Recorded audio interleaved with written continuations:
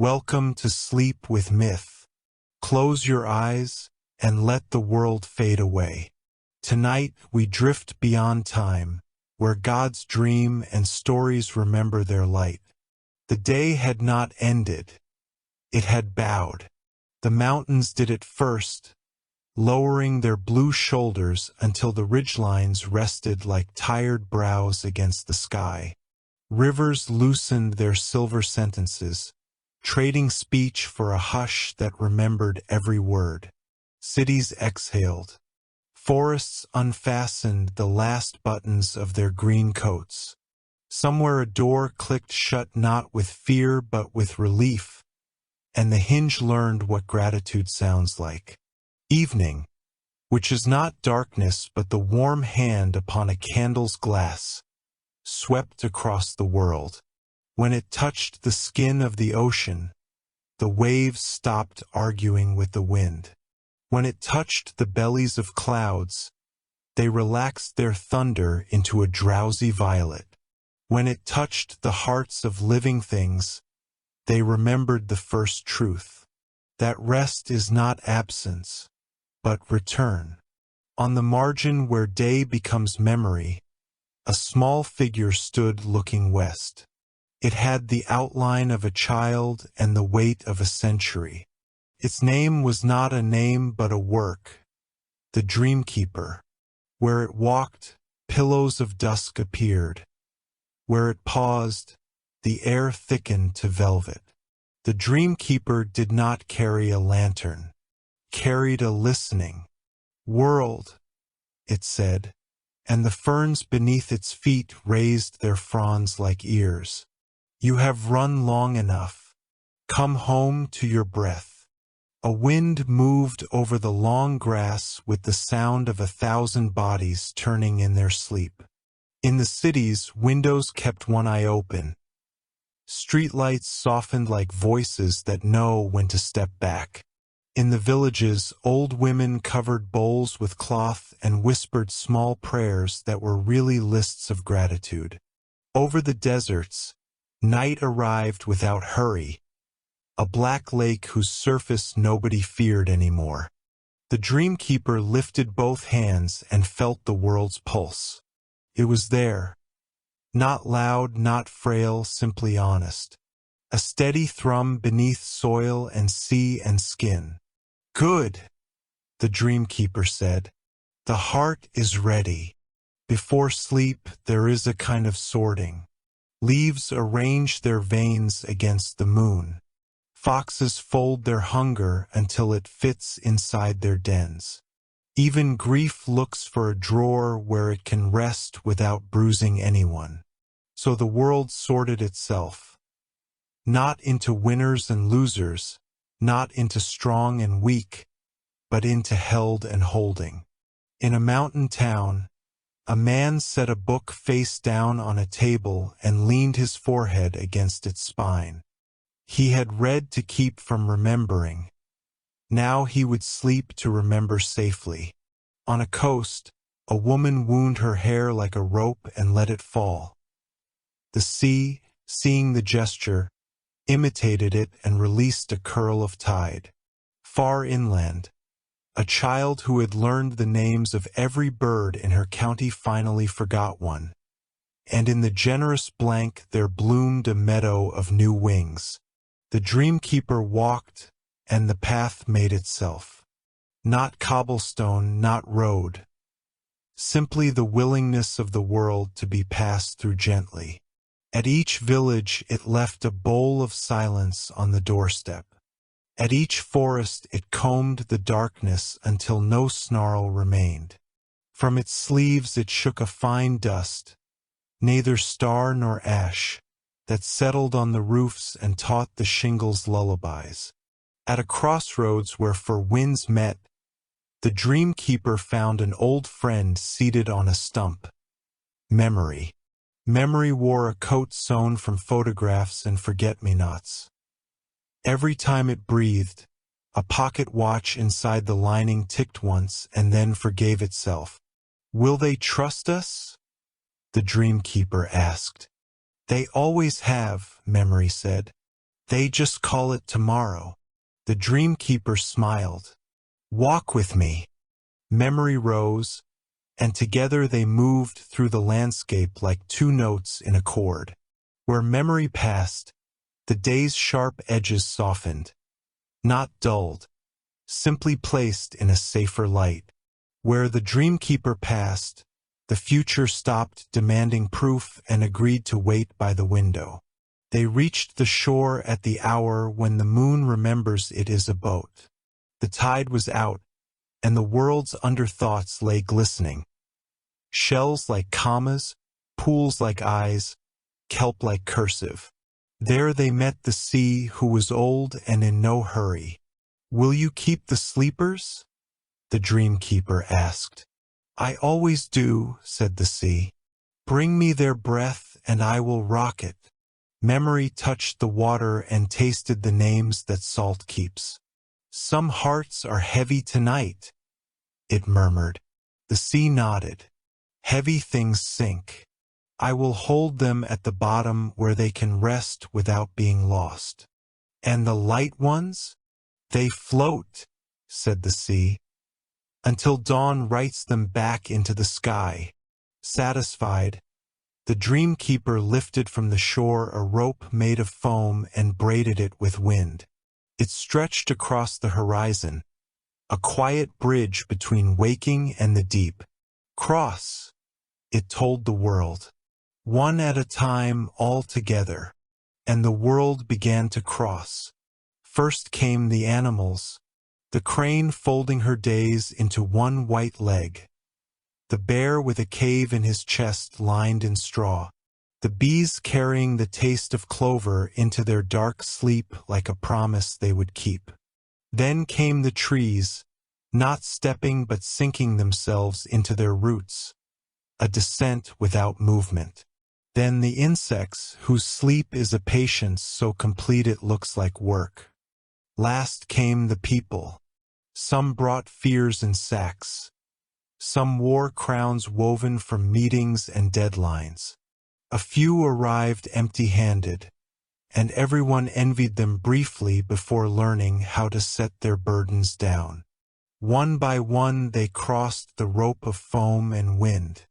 Will it hold? An old man asked, looking back at the shore of ours. It is woven from everything that ever held, said the dreamkeeper. It will not break.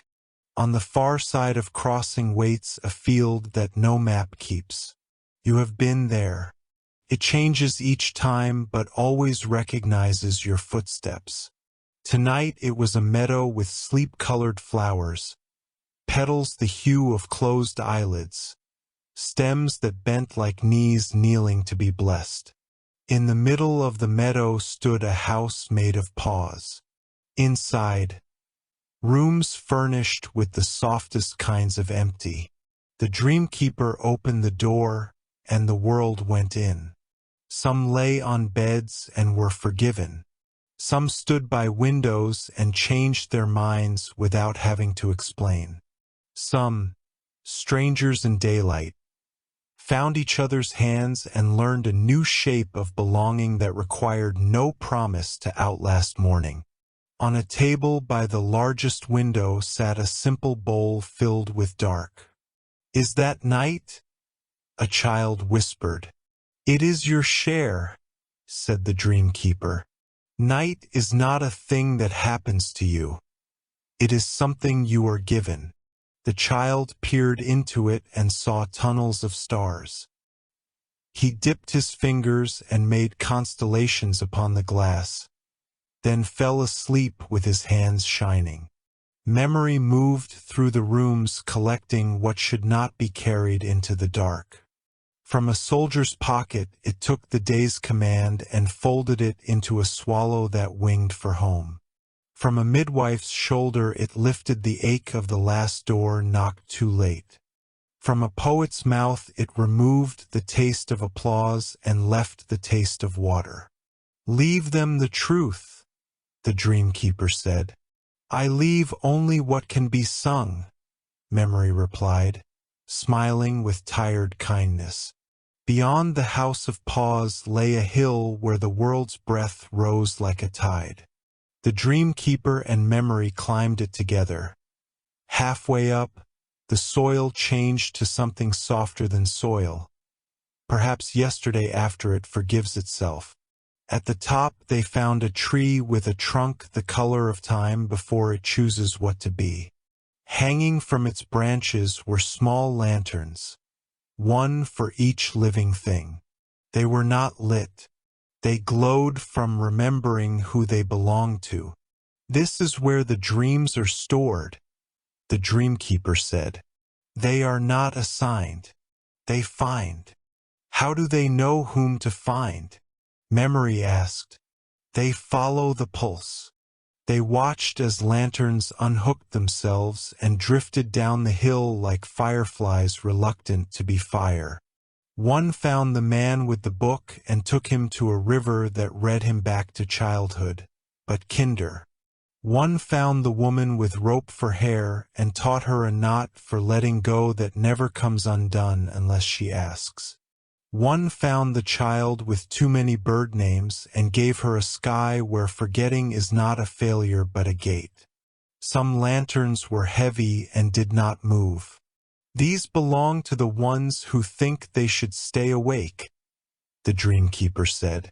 "So we carry the dream to them inside their waking. We call it mercy. The night deepened the way tea does when you leave the bag in. Not darker, just richer. Owls poured themselves from the shadows as if shadows brewed them.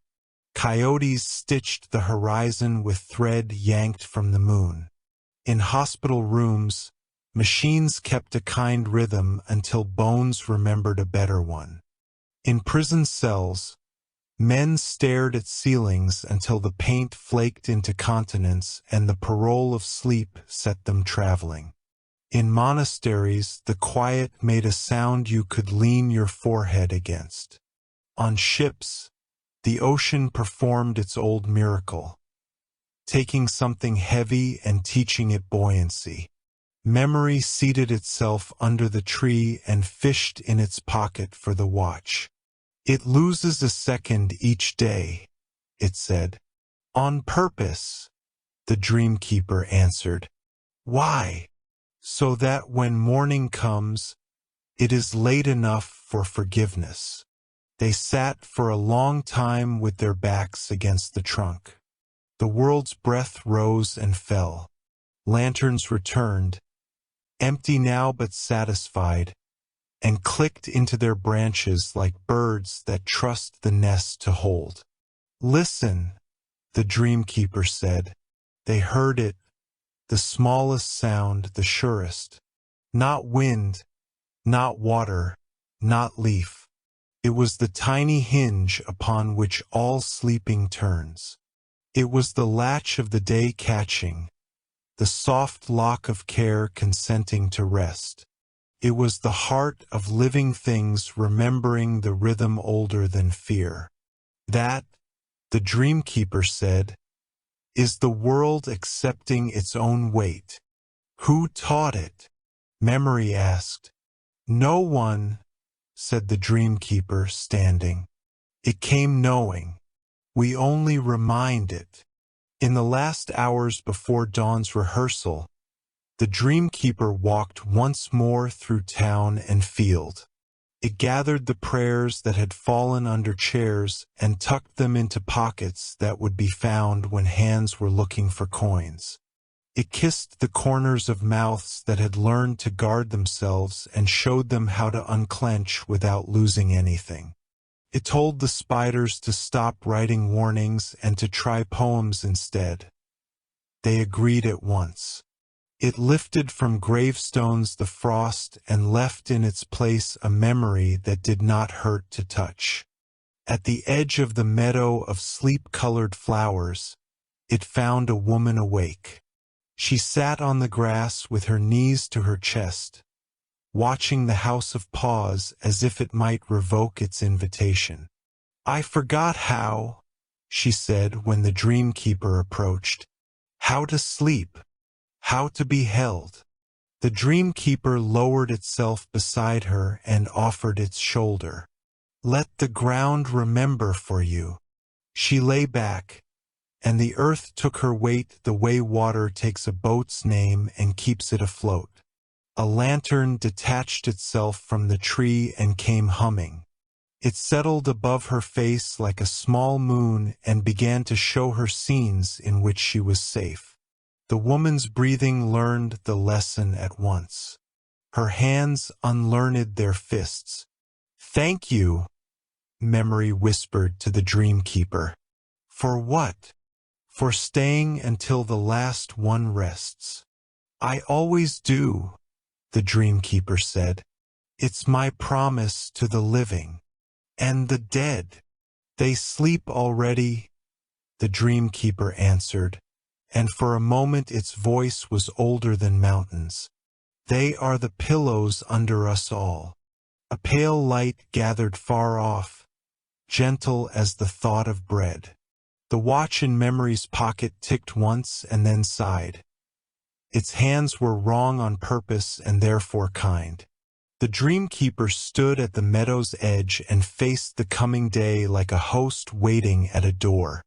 "Not yet," it told the light. 5 more breaths." The world obeyed. It took them, one for the body, one for the mind, one for the heart, one for the past, one for the future. With each breath something unhooked.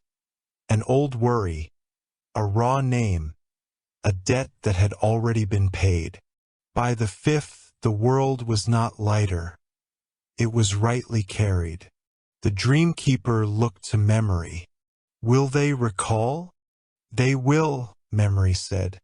"Not details, direction. And if they forget?" "They will return," Memory answered, smiling. "Forgetfulness is a compass we do not understand yet." The Dreamkeeper nodded, satisfied. It stepped back from the rope of foam and wind. It smoothed the meadow with the palm of its hand until the flowers lay like neatly folded blankets. It closed the door of the House of Pause, which makes no sound because it was hung on hinges of trust. "Sleep, world," it said, though the world was already sleeping. And then, more softly, to those who still feared rest even within it, "You are held." Dawn waited politely on the far hill, doing nothing a moment longer, which is the hardest kind of kindness. Somewhere, a rooster cleared its throat and decided to wait with the light. Somewhere else, a train chose to arrive 5 minutes late and saved a stranger from a meeting that would have broken something inside him. The Dreamkeeper gathered up the last crumbs of night the way a grandmother collects cake crumbs for the birds. It raised its hand and let the crumbs go. They became stars again, which is to say, reminders. "Tomorrow," Memory said, "we will do this again." "Not quite the same," the Dreamkeeper replied. "Never the same," Memory agreed, and the 2 old friends smiled at the way ritual refuses to be repetition when love is in it. The watch ticked. The field breathed. The sea rocked what it had promised to rock. And across valleys and tenements and the spaces between ribs, the world slept. Not as a retreat, but as a return. Not as an ending, but as the evening of what will rise. When the world sleeps, it does not vanish. It exhales. And the exhale becomes a garden. Not a garden of roots or petals, but of breath. Invisible, luminous, alive. Each inhale drawn by a sleeping creature released a strand of silver light that floated upward, weaving itself with others until the whole planet shimmered in a net of dreaming air. The Dreamkeeper walked among it, no longer upon the earth but within its size. Each step stirred not dust but memory. Each motion caused the air to thrum faintly, like a harp string being tuned by the pulse of the universe itself. The first breaths. Every being that slept dreamed differently, but their breaths, the rhythm between their dreams, spoke the same language. It was the language of stillness, of gratitude too deep for words, yet too restless to be silent. A fox beneath its den dreamed of running through endless twilight fields, its paws leaving no track, only warmth. A whale in the dark ocean dreamed of singing to a moon that hummed back.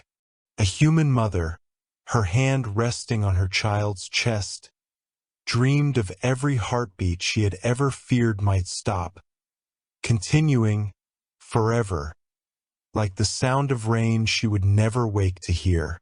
All these dreams met in the air and became a single breath, the breath of the living. It rose through roots and rock, slipped through clouds, and circled the sleeping earth like a slow comet with nowhere it needed to arrive. The dream keeper looked upward and whispered, "Ah, the world is remembering how to breathe together again." The garden opens, the breath condensed into shapes. Petals made of moonlight unfolded from invisible stems. Trees of vapor reached their branches into the dark, heavy with fruits that glowed when touched by silence. Each fruit contained not sweetness, but memory. The dream keeper plucked one. It pulsed gently in its palm. Inside it saw the face of a long-extinct bird resting on a breeze, unafraid of being forgotten. It placed the fruit beside a sleeping river, and the water dreamed itself cleaner. Everywhere it went, the dream keeper planted fragments of this luminous garden. Atop mountains, the thin air thickened into gold. In deserts where no seeds should live, tiny stars took root. And under the oceans, coral reefs began to hum again, remembering the sound of their own beginnings. The voice beneath the ground. Far below, beneath all of it, something stirred. A voice, older than the oceans, quieter than dust. It spoke not in sound but in tremor, felt through the souls of every dream. "Who breathes my breath?" it asked. The dream keeper paused and bent to the soil. "Yours," it replied softly. "The breath of life is only ever borrowed." The ground seemed to sigh. "So, you've come back." The dream keeper nodded. "It is the hour of return. The world has grown tired from running in daylight." The voice laughed, a deep, slow rumble that rippled through the roots of sleeping forests.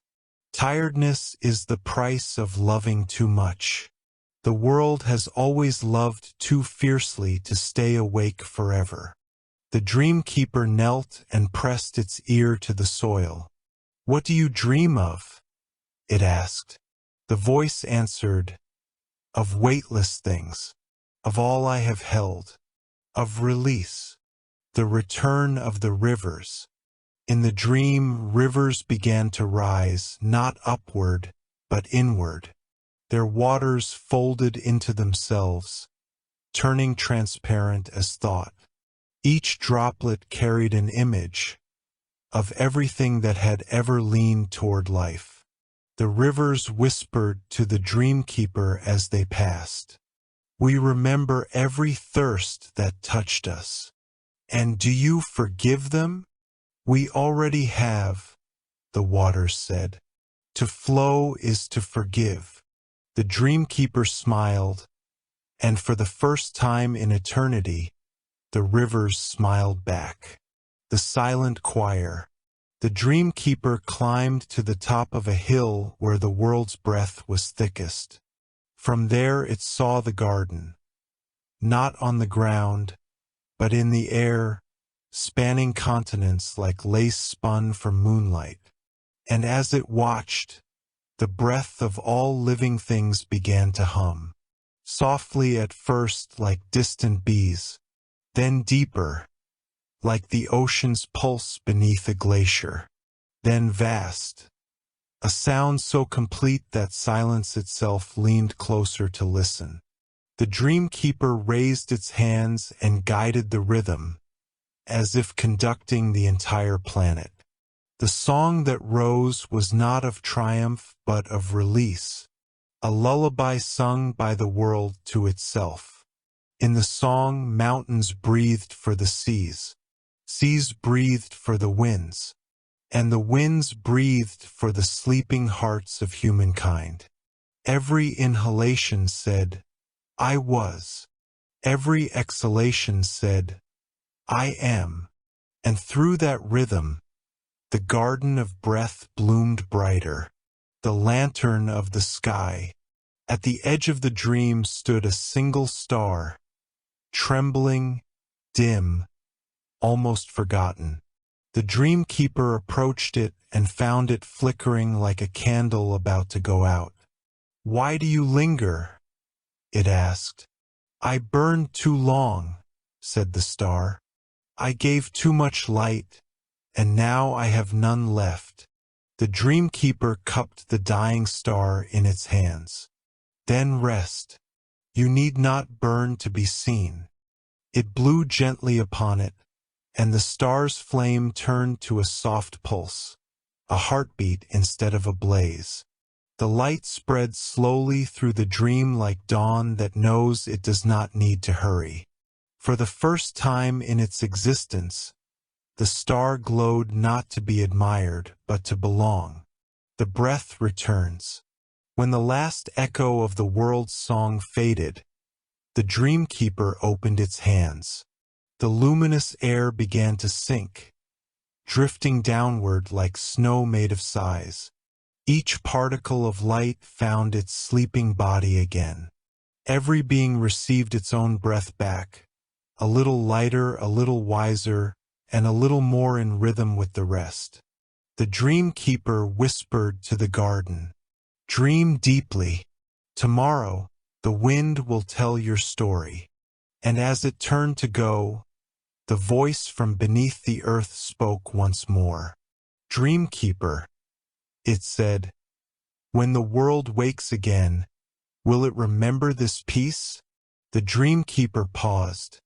If it forgets, the breath will remind it. The breath always remembers. And with that, the Dreamkeeper walked into the soft light of the dream's horizon, where sleep turns into memory, and memory turns back into life. There came a moment when even breath grew tired, not from effort but from beauty, for when the world has sung enough it must listen. And so, in the deep hours beyond the garden of breath, the song of life faded, not into nothing, but into silence. But this silence was not empty. It was aware. It had texture, weight, and memory. It remembered every sound it had ever held, every cry, every laugh, every prayer, and it carried them all like a mother who has never once dropped what she bore. The awakening of silence. The Dreamkeeper walked through the silence and felt it breathe. Each step it took echoed like a bell in reverse, the sound falling inward, not outward. It looked around and saw that the silence had form. It shimmered faintly, like frost on glass, or the skin of the moon reflected in a well. Here, shadows did not follow things, they were the things. The Dreamkeeper spoke softly, out of habit, but its words did not travel. They folded, curled, and came back to rest upon its own lips. It smiled. So, it whispered. Even silence wishes to speak only to itself, and the silence, amused, answered without sound. You have come too far to use words now. Listen. The dream-keeper bowed its head and obeyed. The hall of still echoes. Through the quiet it began to see movement. Echoes, slow, patient, luminous, gliding like fish through clear water. Each echo was a sound that had once existed. A songbird's final note, a mother's laugh, the crash of an ancient wave. They drifted, ageless, translucent, the ghosts of every sound that ever dared to be. The dream-keeper reached out, and an echo brushed against its hand. Instantly, the world around it filled with the memory of wind in the trees, the same wind that had once carried the scent of rain to lovers beneath a roof of leaves. When it passed, the dream-keeper felt tears on its palms. Though it had not wept, it realized then that silence was not the death of sound, but its afterlife, the keeper of stillness. From the horizon, if such a word can exist in a dream, a figure began to emerge. It moved as though it had always been there, waiting for the right stillness to be seen. It was not tall nor small, not young nor old. It wore robes of dusk and dawn sewn together. Its eyes held the light of a star that had chosen to stop burning. "Who are you?" asked the dream-keeper, though it already knew. "I am the pause between all things," the figure said. "The space the world leaves open so it can continue." The dream-keeper bowed. "Then you are silence." The figure smiled faintly. "I was, until I forgot my name." "Forgot?" "Yes.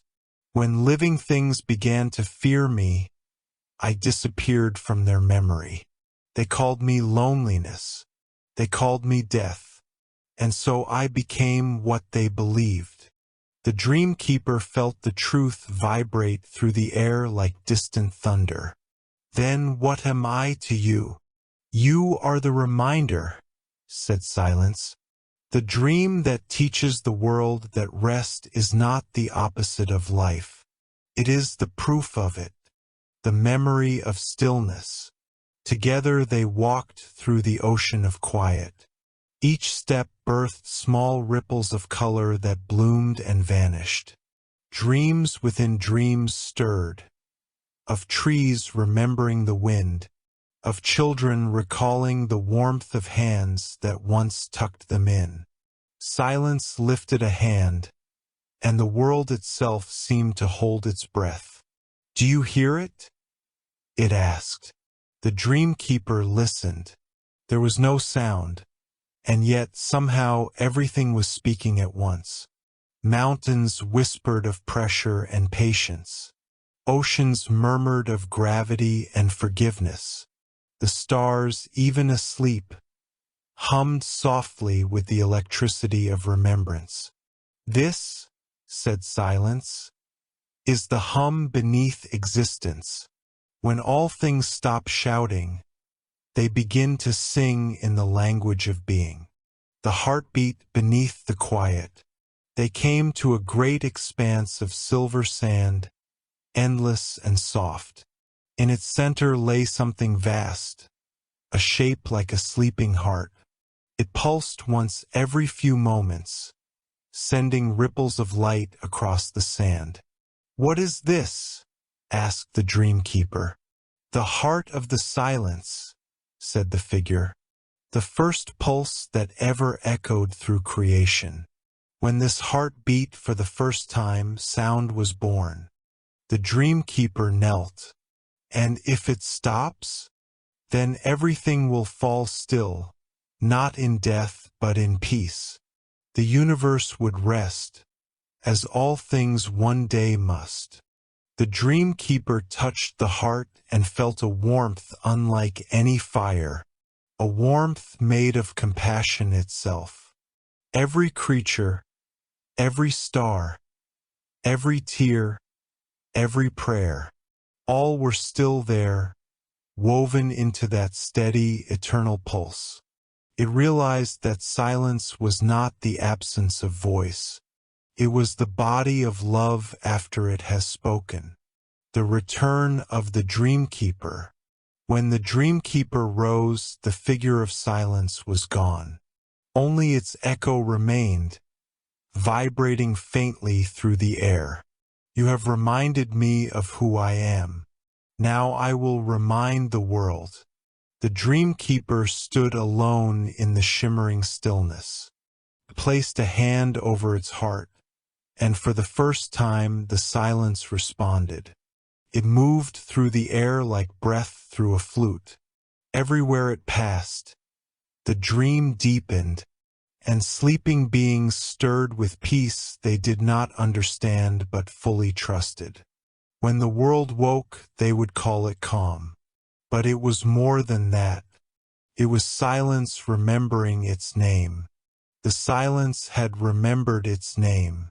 Now the dream began to listen. It was not an awakening in the way mortals understand it. No eyes opened. No heartbeat quickened. Instead, something softer unfolded, the awareness of being aware. The world had fallen asleep to rest. Now it began to dream itself back into light. The first stirring. The Dreamkeeper walked through a horizon that shimmered like glass. The silence it had known began to hum again, not as noise, but as recognition. Somewhere, the dream was remembering the taste of motion. Mountains turned faintly in their sleep. Oceans sighed. The stars flickered as though whispering to one another. Do you feel it? The breath of becoming. The Dreamkeeper lifted its gaze and saw the entire firmament rippling like water. Each ripple revealed an image, a memory of life before sleep. A bird unfolding its wings, rain falling on stone, hands reaching for hands. These were not events, but echoes returning home. The dream was turning inward, becoming conscious of itself. The first spark of waking, the river of time. The Dreamkeeper followed a soundless current that had begun to flow across the dream's sky. It looked like a river made of liquid moonlight, each droplet a heartbeat from a forgotten age. This is time, the Dreamkeeper murmured, but slower and kind. It stepped into the current, and memories brushed past like reeds. Not all of them were pleasant. Some sang with sorrow, the last breaths of lost civilizations, the final glance between lovers who could not stay. But in the dream, sorrow did not hurt. It glowed. It became the warmth by which all else could be seen. As the Dreamkeeper drifted, it realized that time was not a line but a tide. It did not move forward, it moved through. The past and future were not destinations, only mirrors facing one another. When it emerged from the current, the Dreamkeeper's robe glistened with droplets of time, tiny orbs that pulsed with light, placed one in the palm of its hand. Inside it saw a world not yet born, breathing softly, waiting for its first dawn. Ah, it whispered, the dream is learning how to wake. The voice of the sky, above, the heavens began to move. A single immense shape unfolded, neither god nor creature, but awareness itself. It spoke, not aloud, but through every particle of the dream. Who dreams me? The Dreamkeeper smiled. I do. And you dream me. The sky shimmered with amusement, or perhaps wonder. Then we are the same. For this moment, said the Dreamkeeper, and every moment that forgets itself long enough to remember. The sky breathed, and stars rained down, not falling, but becoming light again. Each star once a thought, each thought once a soul, each soul now awake, the shape of the heart. In the center of the dream, light gathered. It swirled in slow circles until it formed the outline of a heart, not human, but universal. It pulsed once, and the entire dream trembled with warmth.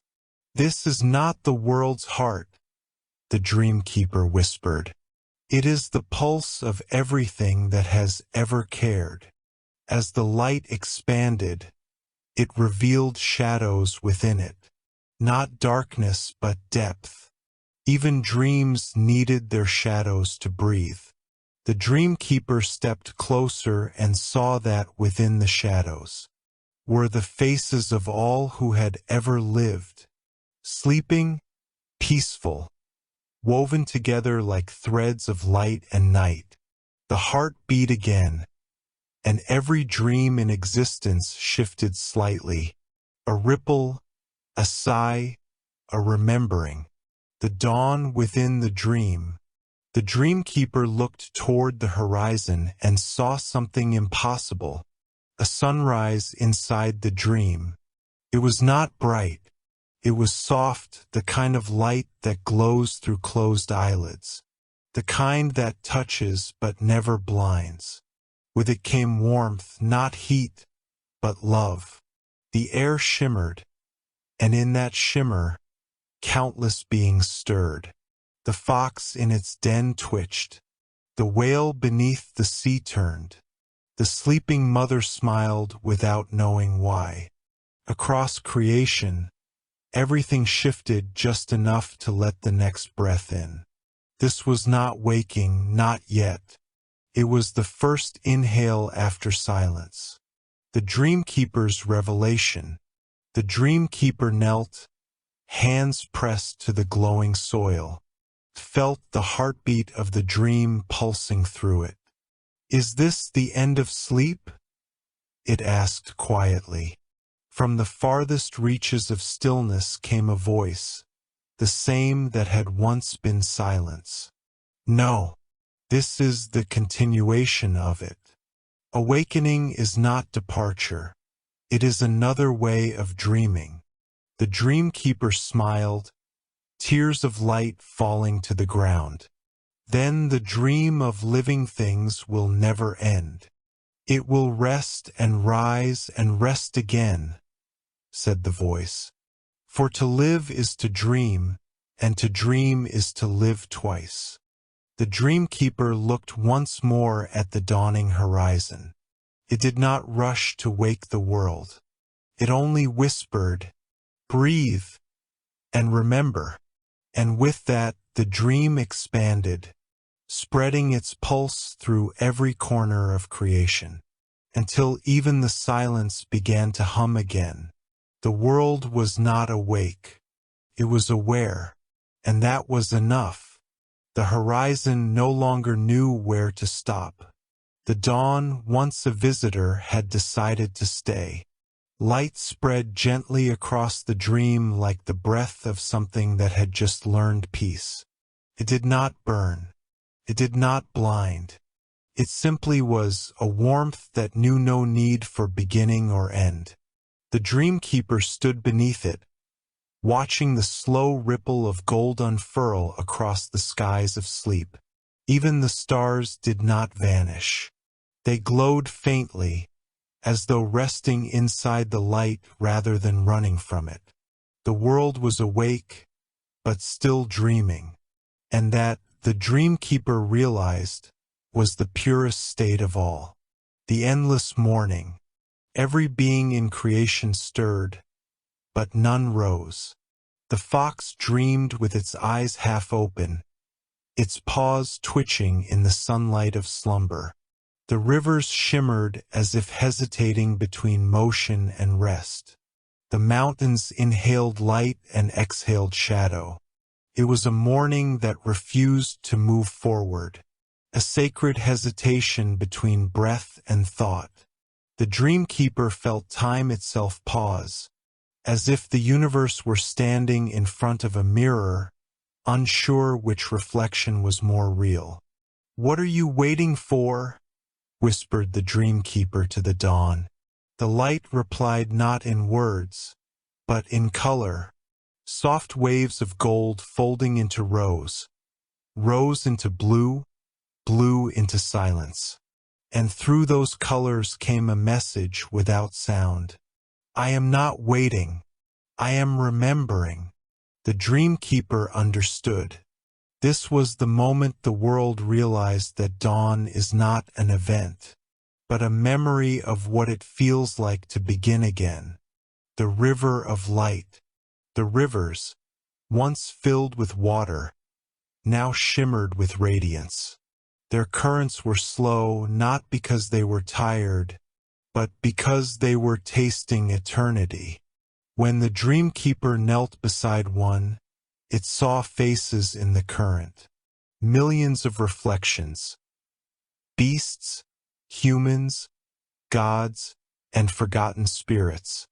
All of them drifting downstream, smiling faintly.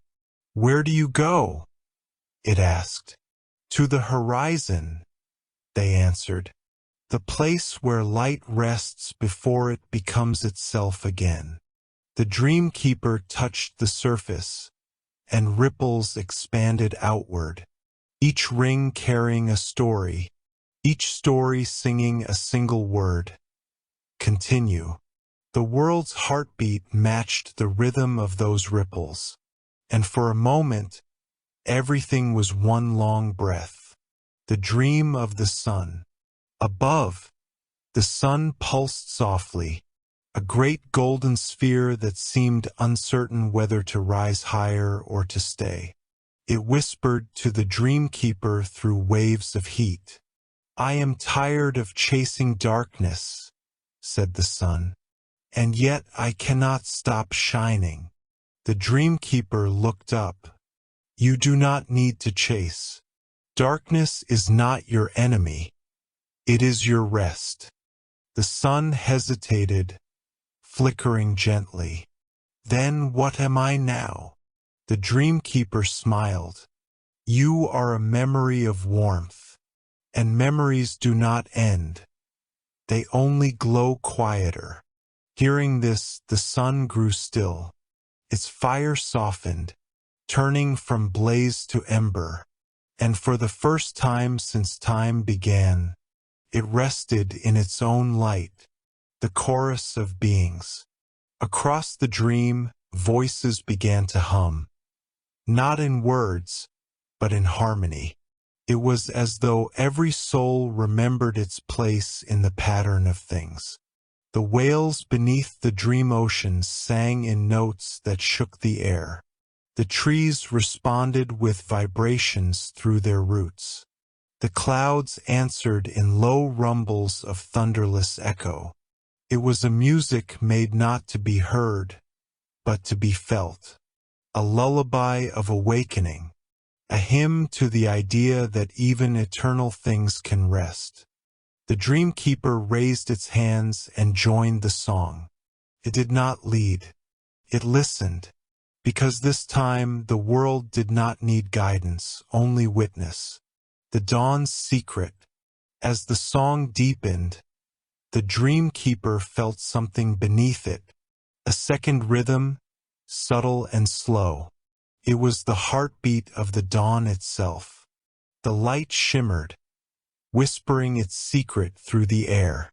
"I am not the beginning of day. I am the forgiveness of night." The dreamkeeper closed its eyes, letting those words fall through its soul. All this time it had believed dawn to be the start, but it was, in truth, the pause between forgetting and remembering. When the light realized this, it no longer sought to move forward. It simply glowed, infinite, forgiving, patient. The dreamkeeper's rest. The dreamkeeper sat upon the hill where the first dream had begun. Around it, the world shimmered in eternal morning. The wind carried scents of every era, flowers from the first forests, salt from the first sea, smoke from the first hearth. Will this dawn ever end? It asked softly. A voice, neither silence nor light, replied, It doesn't need to. It will fade when it's ready, and when it does, night will not return as darkness, but as peace. The dreamkeeper nodded, closing its eyes. It felt the sun's warmth, the breath of the world, the hum of silence. And as it drifted, it whispered to the dawn, Sleep well, old friend. Even light deserves to dream. And the dawn, the eternal, gentle dawn, listened, smiled, and continued shining. The dawn had lingered for what felt like eternity. Yet even eternity too must rest. And so, the light began to soften, not fade, not die, but exhale. It stretched across the horizon like a sigh released after eons of holding breath. The world did not darken. It only grew deeper, gentler, quieter. This was not night's return. It was sleep's embrace arriving like an old friend at the door. The dreamkeeper stood at the threshold of this great stillness, watching as the golden hues melted into silver, and silver melted into something older than color. The gentle descent. Everything began to descend not downward, but inward. The mountains lowered their peaks into fog. The rivers folded themselves into silence. Even the stars slowed, their shimmering pulses aligning with the rhythm of the world's final lullaby. The dreamkeeper closed its eyes and listened. The universe was humming again. Not loudly this time, but faintly, like a child whispering to itself before falling asleep. It knew what was happening. Creation was closing its eyes, not in surrender, but in trust. The dreamkeeper's farewell. The dreamkeeper walked through the air as if through water, the currents of sleep brushing softly against its robes. Everywhere it passed, things drifted peacefully into the quiet. Beasts curled into hollows of warm wind. Trees swayed without moving. The oceans rose once, then rested perfectly still.